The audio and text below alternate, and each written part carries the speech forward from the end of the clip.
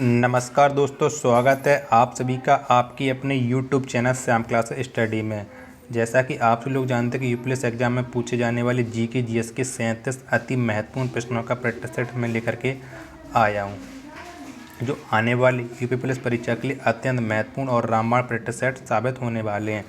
आप सभी के लिए मैं इतनी मेहनत कर रहा हूँ, फिर भी आप सभी लोग हमारे चैनल का सपोर्ट नहीं कर रहे हैं, तो आप लोगों से अनुरोध है कि आप चैनल का ज़्यादा से ज़्यादा सपोर्ट करें, वीडियो को ज़्यादा से ज़्यादा शेयर, और चैनल को आप सभी लोगों ने सब्सक्राइब नहीं की तो चैनल को आप सब्सक्राइब जरूर कर लीजिए। अगर आप सभी लोग दिन रात मेहनत करके यूपी पुलिस एग्जाम की तैयारी कर रहे हैं और खाकी भर्ती को पाना चाहते हैं, तो आप सभी लोग हमारे इस प्रैक्टिस सेट में 37 में से 25 प्रश्न सही करिएगा।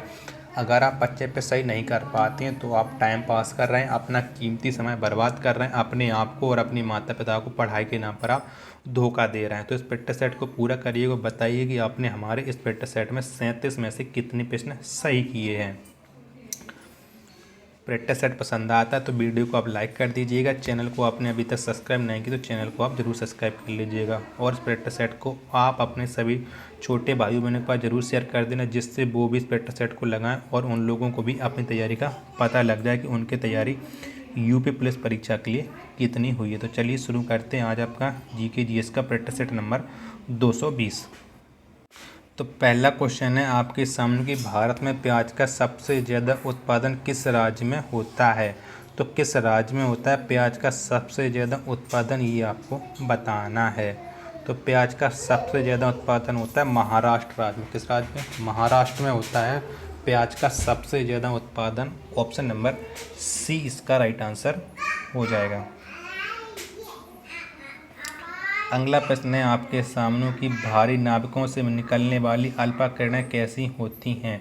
तो कैसी होती हैं भारी नाविकों से निकलने वाली अल्फा किरणें? तो ये होती हैं धनात्मक। कैसी होती हैं? ये धनात्मक होती हैं अल्फा किरणें। ऑप्शन नंबर ए इसका राइट आंसर हो जाएगा। अगला क्वेश्चन है आपके सामने कि पॉवर्टी ऑफ फिलोसफी किसकी प्रसिद्ध रचना है। तो किसकी है पॉवर्टी ऑफ फिलोसफी? तो ये रचना है कार्ल मार्क्स की। किसकी? ये कार्ल मार्क्स की रचना है। ऑप्शन नंबर डी इसका राइट आंसर हो जाएगा। अगला प्रश्न है आपके सामने कौन सी अधातु हवा के संपर्क में आते ही स्वतः जलने लगती है। तो कौन सी धातु है जो हवा के संपर्क यानी हवा में आने पर जलने लगती है? तो ये है फास्फोरस।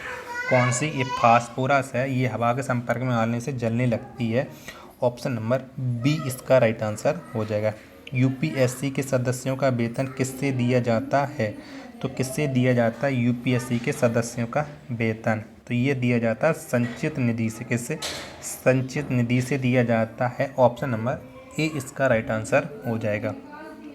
नीदरलैंड सरकार के दस्तावेज को क्या कहा जाता है। तो क्या कहा जाता है नीदरलैंड सरकार के दस्तावेज को? तो इसे कहा जाता है ऑरेंज बुक। क्या? ऑरेंज बुक कहा जाता है नीदरलैंड सरकार के दस्तावेज को। ऑप्शन नंबर डी इसका राइट आंसर हो जाएगा। निरपेक्ष शून्य तापमान किसको कहते हैं। तो किसको कहते हैं निरपेक्ष शून्य तापमान? तो ये कहते हैं -273 डिग्री सेल्सियस। कैसे? -273 degree Celsius. Option number C इसका राइट आंसर हो जाएगा। प्रोटॉनों के मुख्य संरक्षक कौन होता है। तो कौन होता है प्रोटॉनों का मुख्य संरक्षक? तो इसके मुख्य संरक्षक होते हैं कार्बन। कौन सा? कार्बन होते हैं प्रोटॉनों के मुख्य संरक्षक। ऑप्शन नंबर सी इसका राइट आंसर हो जाएगा। अगला क्वेश्चन है आपके सामने कि इंपीरियल बैंक ऑफ इंडिया का नाम स्टेट बैंक ऑफ इंडिया कब रखा गया। तो कब रखा गया था इंपीरियल बैंक ऑफ इंडिया का नाम स्टेट बैंक ऑफ इंडिया? तो ये रखा गया था 1955 में। कब? 1955 में रखा गया है। ऑप्शन नंबर बी इसका राइट आंसर हो जाएगा। A320 एयरबसों को भारत ने किस देश से खरीदा था।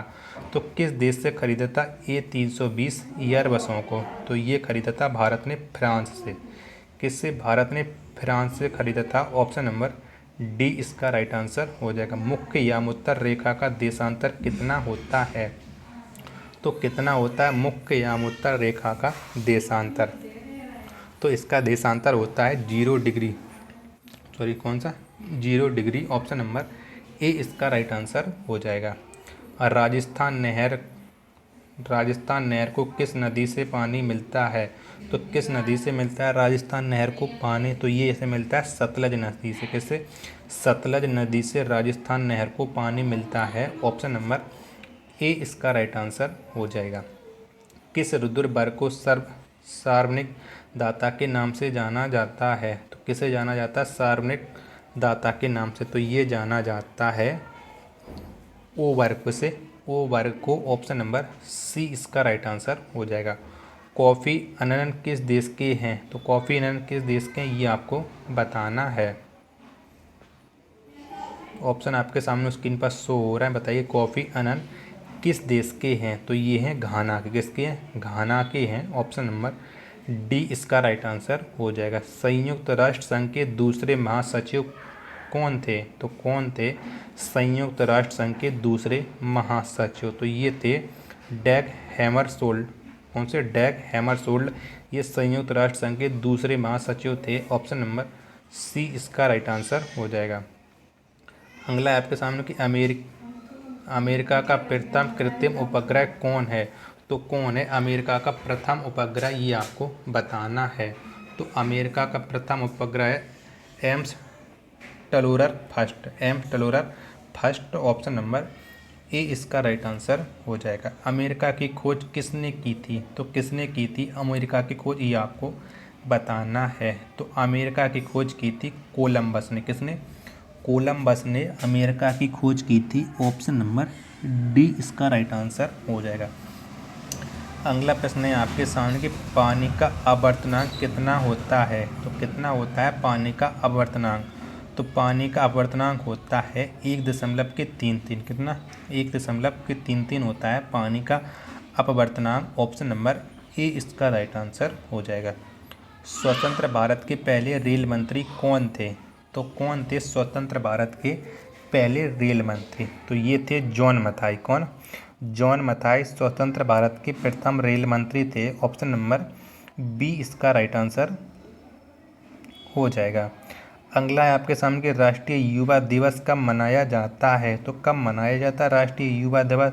ये मनाया जाता है स्वामी विवेकानंद के जन्म दिवस के रूप में 12 जनवरी को राष्ट्रीय युवा दिवस मनाया जाता है। ऑप्शन नंबर ए इसका राइट आंसर हो जाएगा। अगला है आपके सामने कि प्राणों की संख्या कितनी है? तो कितनी है प्राणों की संख्या? तो प्राणों की संख्या है 18। कितनी? प्राणों की संख्या 18 है। ऑप्शन नंबर डी इसका राइट आंसर हो जाएगा। मार्स गैस किसे कहा जाता है? तो किसे कहा जाता है मार्स गैस ये आपको बताना है। तो मार्स गैस कहा जाता है मीथेन को। किसे? मीथेन को कहा जाता है marsh gas. Option number B इसका राइट आंसर हो जाएगा।